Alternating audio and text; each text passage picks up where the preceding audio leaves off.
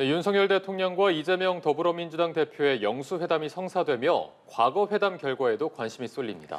1965년 이후 현재까지 박근혜 전 대통령 집권 시절을 제외하곤 모든 정권에서 영수회담이 이뤄졌습니다. 신현정 기자가 정리해봤습니다. 역대 영수회담에서 만난 대통령과 야당 대표는 당시 가장 뜨거운 정치 현안을 논의했습니다. 영수회담이 가장 빈번했던 정권은 김대중 전 대통령 시절로 총 8차례 이뤄졌습니다. 특히 이회창 당시 한나라당 총재와는 7차례 성사됐는데 2000년에는 의약 분업을 위한 약사법 개정에 합의하는 등 성과도 있었습니다. 하지만 이후 이뤄진 영수회담은 횟수도 성과도 저조했습니다. 2005년 노무현 전 대통령은 박근혜 당시 한나라당 대표에게 대연정을 제안했지만 거부당하며 성과 없이 막을 내렸습니다. 박근혜 전 대통령 시절에는 한 차례도 성사되지 못했습니다.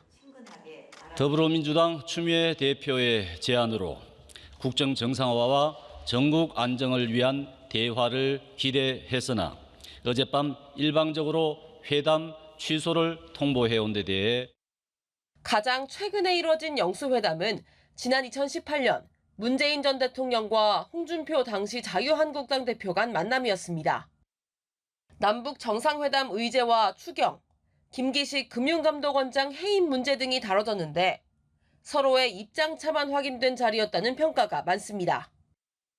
문재인 대통령은 남북의 대화가 시작된 만큼 야당의 건전한 조언과 대화는 바람직하지만 정상회담을 부정하는 것은 바람직하지 않다. 단계적 폐기가 아닌 일괄 폐기가 되어야 한다. 6개월에서 1년 사이에 리비아식 폐기가 되어야 한다.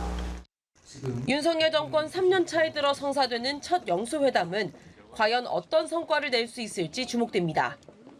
연합뉴스 TV 신정입니다.